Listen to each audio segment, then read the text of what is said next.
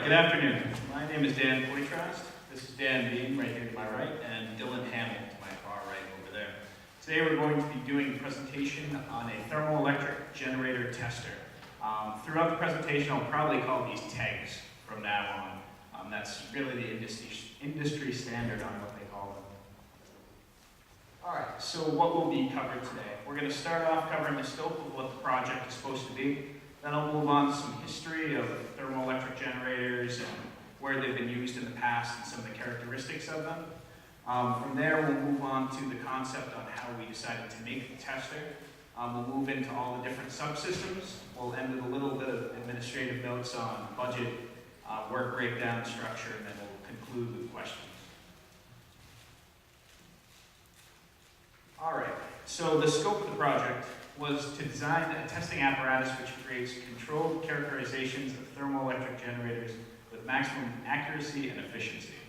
With that being said, basically what we're trying to do is there isn't really a standard at this point in time for testing thermoelectric generators. There isn't, a guidance set down from NIST or anything like that. So basically what we're trying to do is set up an apparatus so we can create a standard on how to test different thermoelectric generators. Basically, Shane Clark over at TEG, which is a company underneath LED Dynamics, came to us with this problem. All right, so what is a thermoelectric generator? I guess what we'll start off with. It's hard to create a tester for something if you don't know what it is. Thermoelectric generator basically is a bunch of bimetallic junctions stacked in a wafer. And what happens with these junctions is if you move heat through them, they create current through the Seebeck effect. Classically, what these things have been used for, they call them also Peltier junctions, is to create one side of them being cold and the other side being incredibly hot. So basically, if you apply negative and positive voltage to that and pass current through them, they'll create that effect right there. Basic construction on these right now is highly doped things like bismuth telluride and lead telluride. Nasty chemicals. Most of these are created overseas. I don't think legally we can actually make them in America right now. As far as efficiency on these, they're hitting somewhere to 5 to 8%. So in theory, if you put 100 watts of heat into the unit and can effectively dissipate all that heat on the other side, you're only going to be getting 5 to 8 watts out of them. There are companies based out of California now that supposedly have units that can get up to 20% efficiency. And when we can start doing that, then we can use these for a bunch of different systems. Basically it'll bring the technology around. All right, right here is one of the sample units and I guess abbreviated data sheets that we've gotten from one of the thermoelectric modules that we were to test. So basically that gives you general size of the units. This is 2.2 by 2.2. General thickness as well, and basic voltages for them and current short circuit currents and the wattages you can expect out of them. So basically this is information that we needed to recreate right here. Further graphs that we're seeing on different thermoelectric generators were these graphs right here. Basically this will tell you in a difference of temperature from your hot side to your cold side, what the open circuit voltages to be expected, where what your matched load resistances are, your matched load voltages, your matched load currents. So basically that's what you'd equate to PowerPoint tracking on something, what your max power you could expect out of these units would be. All right, here's a better interpretation of the maximum PowerPoint tracking on the far right there, and as well as the matched load output power. All right, so how are we going to actually create a tester that would do these things, that would create a hot side and a cold side that are regulated? The way we chose to do it was the hot side of the unit would be kept hot by electric cartridges. The cold side would be water cooled, so basically we use a Nest lab to create a cold flow of water for the cold side of the unit. In order for the units to effectively transfer the heat, they need pressure on them. The pressure basically cuts down the thermal resistance between the hot and the cold side of them. Now, to control the whole thing, we have two things basically that control it. One is a microcontroller, and that is the Kinetis board that we used in Professor Murphy's class. The reason we really selected that was, I mean, you can buy them from DigiKey for $12, and they have, you know, a bunch of different outputs and inputs to them, and it's really easy to work with for it. Furthermore, what we used is click PLCs. Basically, that's a device that you program with ladder logic. I'll go into those a little further down the line. And then for our transfer plates, we used brass transfer plates for them, so they could deal with high temperatures and a relatively good thermal conductivity on them. All right, this is the system diagram that we came up with for the whole setup right here. As you can see, that's the hot side I spoke of, with temperature sensors on it. Cold side right there. The TEG gets sandwiched between them, and then the pneumatic piston would go up and bring the cold side into the hot side. Now, while the tests are being conducted, data is collected from the TEG into our controller, which is the click PLC, and then that is connected up to our power supply right there. All right, all CAD concepts for this we did through SolidWorks. That basically, you know, it helped us a lot with this. We're working with a very small envelope, so to fit everything in there effectively and get what you need for your actual space. I mean, the SolidWorks worked out incredibly well for that. All right, we will now go into the case subsystem. All right, the case subsystem, basically, the idea behind that was to get feedback from the TEG and get feedback from the sensors to control the whole system. It did it through, as I said before, the Kinetis microprocessor and the click PLCs. The monitor and user interface, you see right here, I'll explain about it a little further, but that was all drawn into one piece of hardware. All right, and here are the electrical components. I've touched on a lot of these already. The neat thing about the click PLCs is it's almost a modular setup for it. So you start with one main unit, and you can connect on different units on top of it to get different features from it. In this application, we used 2 relay modules as additions, a thermocouple module, and it used the internal digital outputs that it had on the main unit for it. Now, the user interface I spoke of earlier is this 4D Systems touchscreen, which you can see right there. The neat thing about that touchscreen is you preload in your pictures for it, so whatever you want the user to see, you preload into it, and then you pump digital or analog outputs to it, and it updates graphs and stuff like that automatically on the screen. So it works really slick, and it's incredibly easy to set up for it. I already spoke of the Kinetis microcontroller. Now, we also used a serial input shield for it. The Kinetis, one of the neat things about it is it can use Arduino shields, we'll plug right onto it. And we used the serial input shield to communicate between the different parts of our system. Lastly, there's a micro SD shield on it as well, and that shield collects the data for the whole unit right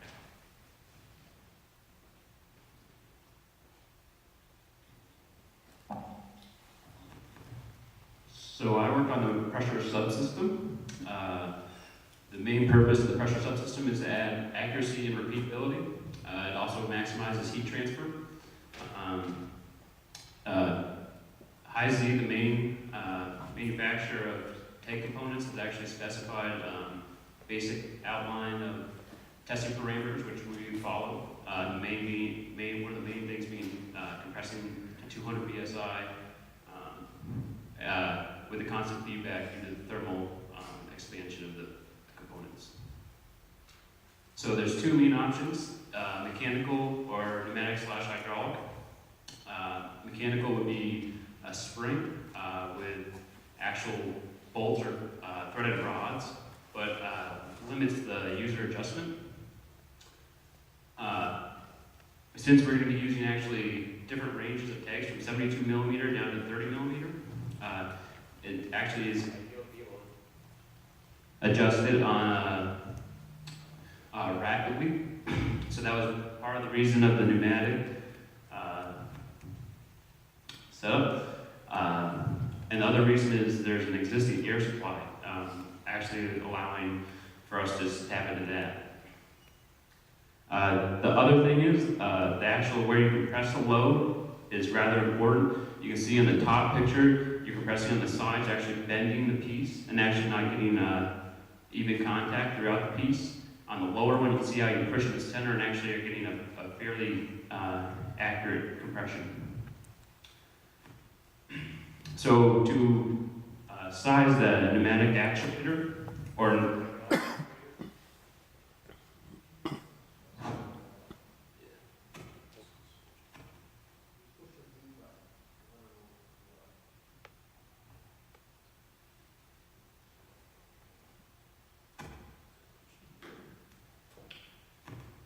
so first you have to actually calculate the load needed. So for the largest TEG, the 72 millimeter by 72 millimeter, we get 1,600 pounds required to compress that to 200 psi.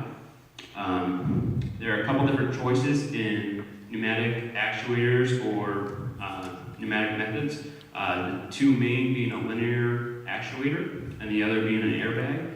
The airbag has a large deflection, especially when actually compressed. Increasing the mounting hardware needed. The actuator actually allows us to screw right on top and actually be centered and have no misalignment issues.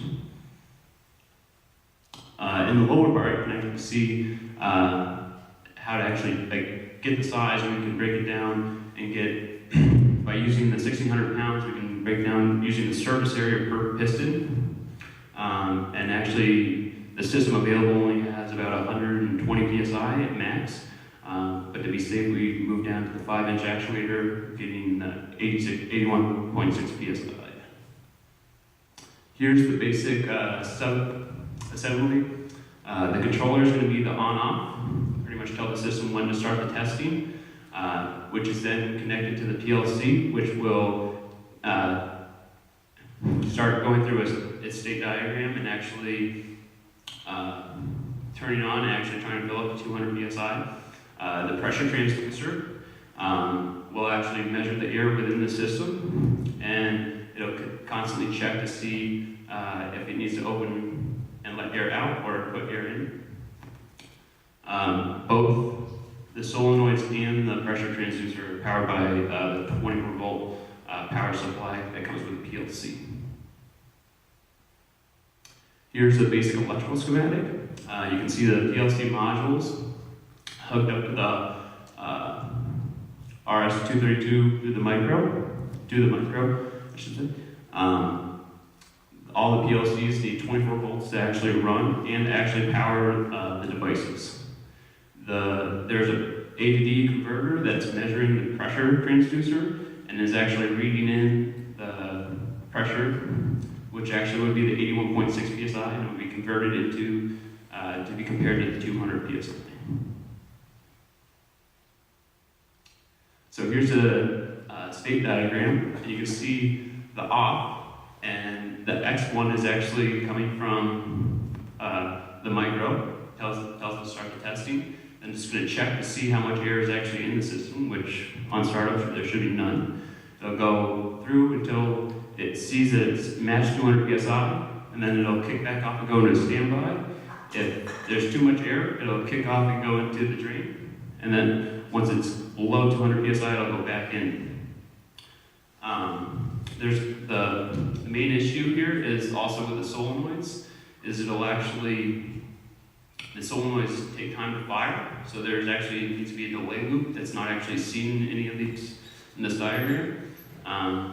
So every time it checks, it'll go to the state, it'll fire, it'll stop, and it'll check again, and there'll be a pause, just to allow that solenoid, because it's actually a coil inside. When these are normally closed solenoids, so when current is applied, it actually pulls the slug pretty much out of the way, and then when it's turned off, it'll go back down. So there's still a time that takes to happen.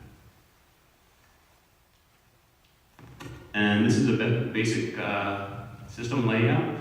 You can see the solenoids, and you can see the inline air coming in the red, going through the pressure transducer. There's actually an orifice mounted between the air supply and the solenoid that slows the airflow going in. so the pressure transducer doesn't get overwhelmed or it doesn't happen too quickly. It's actually calculated so that the actuator will rise in 3 seconds. And now with the cold side. Okay, folks, just to reiterate, my name is Hamel, and I was responsible for the physical test bed that the TEG went into. The 2 major facets, as mentioned before, of this test bed are the hot side, seen on top, and the cold side on the bottom. Those arrows you're seeing are indicative of the compressive force that we're going to add to the TEG so that we can actually get a nice test for this thing. Again, this is the hot block, and what you're seeing here is the electrical cartridge heaters that Dan mentioned going into a simple copper block. And I'll get into more on how we selected the input for those cartridge heaters, but basically you turn them on and they supply heat to the hot block.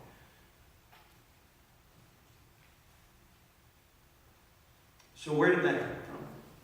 Well, our customer gave us some specifications, being TEG Pro. 650 degrees Celsius maximum, and that's referring to the delta T. As said before, really to run this test, it's a measure of how much, the difference between the hot side and the cold side. Is the higher that delta T, essentially the TEG performs better. Most delta T's you see for TEGs aren't going to be in that range. They're going to be around the 300 degrees Celsius range, but this just makes added value to the tester that assuming these TEGs get better and bigger and better, we'll be able to test more.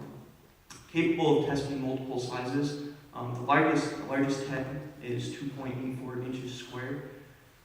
Basically, if we have to change out a bunch of fixtures to test multiple TEGs, it's not going to be that fluid of a machine. And we want to be able to test as many sizes as possible, given the existing ones.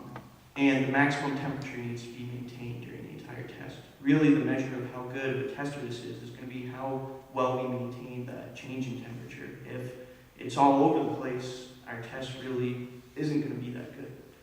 And so those customer specifications lead us to the technical constraints of our TEG. And as far as we're concerned with that, the test bed needs to be significantly larger than the TEGs to avoid cold joints. If the bed ends right at the end of the TEG device, it's going to be very hard to keep that delta T. And if you were to look at it with a thermal imager, you'd see all these cold zones around the edges of the TEG. So that's something we want to avoid. And with that, we came up with a 1/4 inch overhang on all sides. And we want to avoid a large temperature gradient. That's for 2 reasons. Again, because our test needs to be really, it's a test, it's a benchmark. If it's not controlled well, it's not going to be good. And also, the more efficient it is, the easier it's going to be to control. If we're losing heat all over the case, and if our heating envelope isn't very good, it's going to be very difficult to maintain these things. Obviously, the test bed shouldn't melt. When you're talking about 650 degrees Celsius, that's a pretty high temperature. That's about 1200 Fahrenheit, and you really need to be concerned with the materials you pick. And we want the test completed in a reasonable amount of time, and that provides us with the power we're going to be putting in, because you don't want to be waiting 6 days for this to perform a test on a device that costs $50. So basically, this brings us to the calculations on how we figure out what we're actually putting in for energy into the hot side.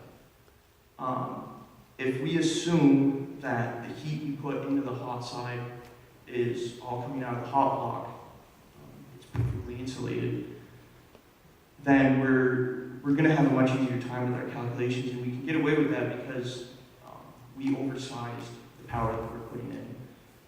You'll see that in a minute. This is just a simple calculation as to how we came up with how much power we need. Specific heat is a measure of how much energy it requires to raise a certain mass of a material a certain number of degrees.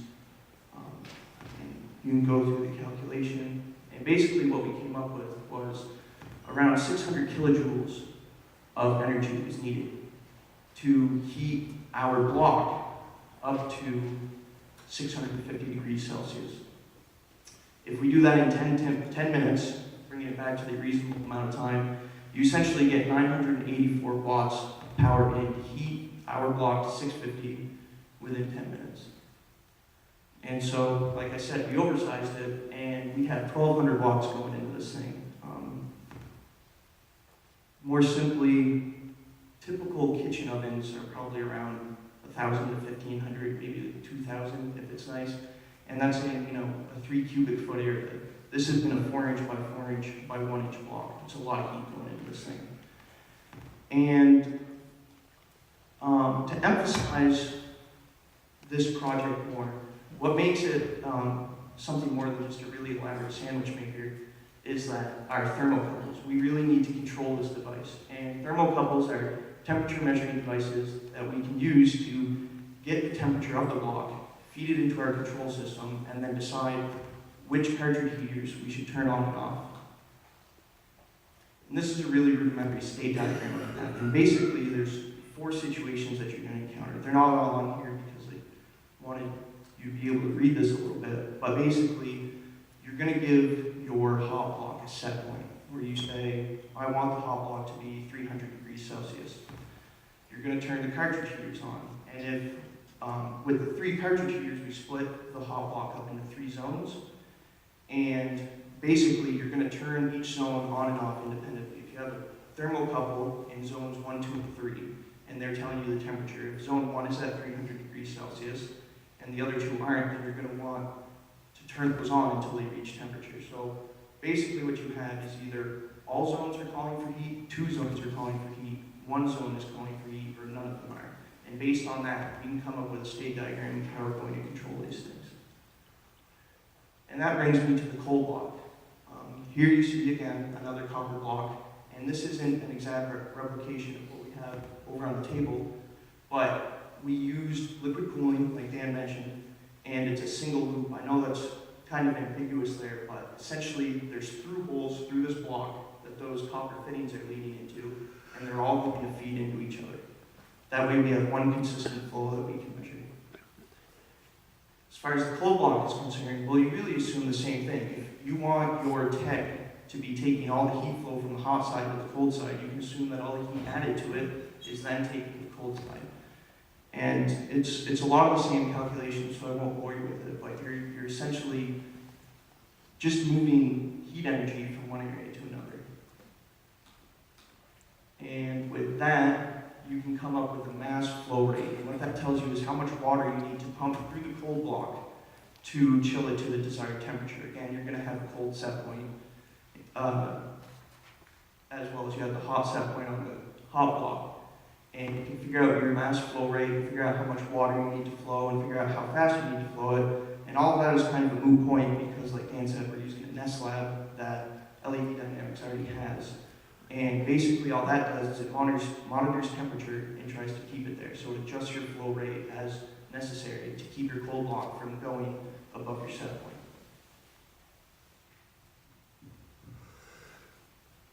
All right, the basic budget for this project was given to us to be around $1,000 or so. This is a general breakdown of the cost of it, and we ended up right around the ballpark of $1,000. I think it was $1,160 something is what it ended up being. So I mean, and for a tester and a prototype, that really isn't that bad right there.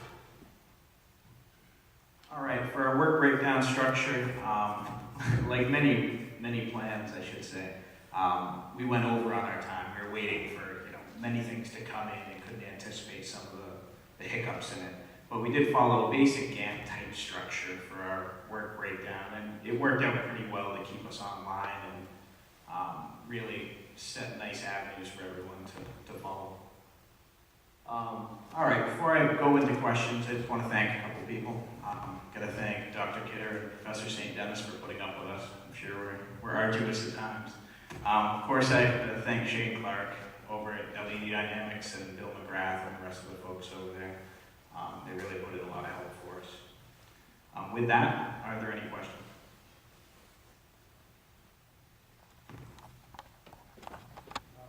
What about the load? How do you have a load for this device?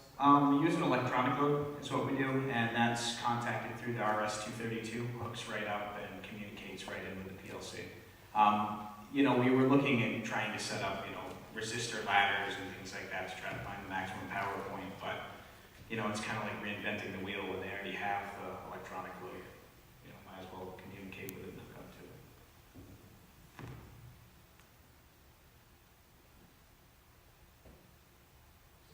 Curious what kind of testing you've done, heated those things up inside that box? We have heated the hot side up and done the cold side to it.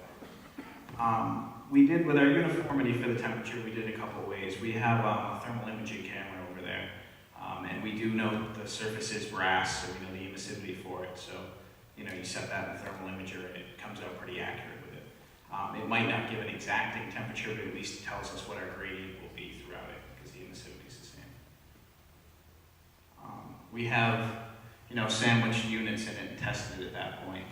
We still need to integrate the electronic load into the system and set up the hub of communication. Yes? How did you determine the quarter-inch was the right amount of overhang to minimize? Actually, that was in some of Heisey's documentation right there.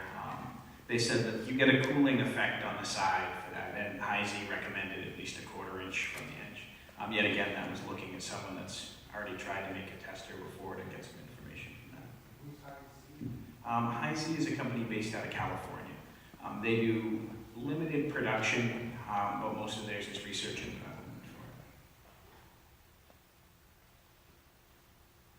it. Yes? And you know the gradient temperature is of both cold and hot? The gradient temp, between the hot side and the cold side, or across the face?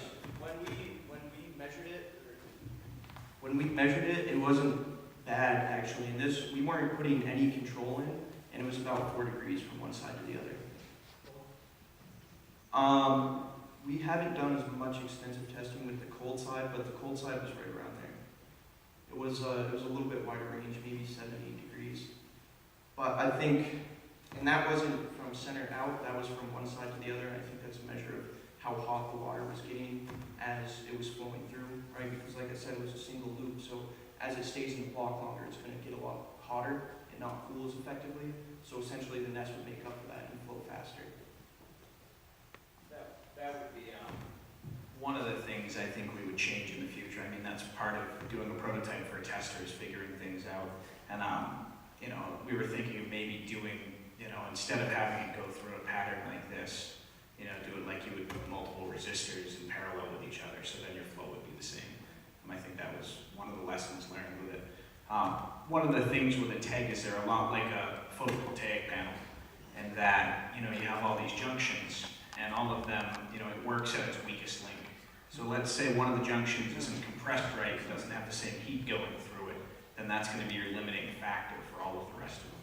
I mean, that's why the proper pressure and all of that is so important with these units. Are you able to measure the heat traveling through the tank? We can in one way.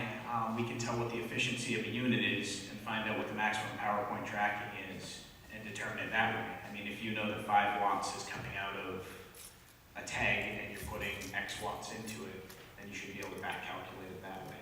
But I can't say there's a finite way of doing it. That's, you know. So you measure the amount of power going into those units? Correct. I mean, it would be ideal if we could measure exactly how much we're pulling out of it, but that's kind of out of our scope, I guess.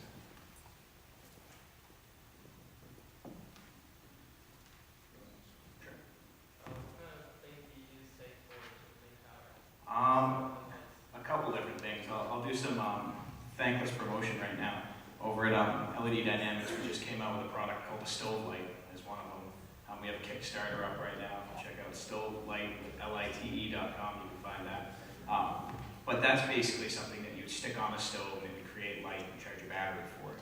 But that isn't really one of the serious uses for it. Some of the other uses more like remote sensor systems. So basically, let's say you're in an industrial setting and you have a hot hose running on the ceiling. You could basically put one of these sensors there and it would create power to hang a wireless sensor to tell you what's going on in that area. I mean, that's more of the idea. I guess the other thing would be, is much like the LED, basically the LED market was 15 years ago, you know, those weren't really efficient modules then, you know, an LED wasn't. But, you know, over the last 15 to 20 years, they've suddenly become more efficient. You can use them in more places. And that's kind of what we're hoping will happen with thermoelectric generators. You know, we're at 5% efficient now. If we start seeing 20 to 30% efficient, then, you know, it opens up a whole new set of things you can use them for. You showed several state diagrams. Are they all the equipment running on the click, or is the kineticist running some of them? Or? The click is running the majority of those. The kinetis is really working as a communication hub for the whole thing. That's the basic idea for the kinetis.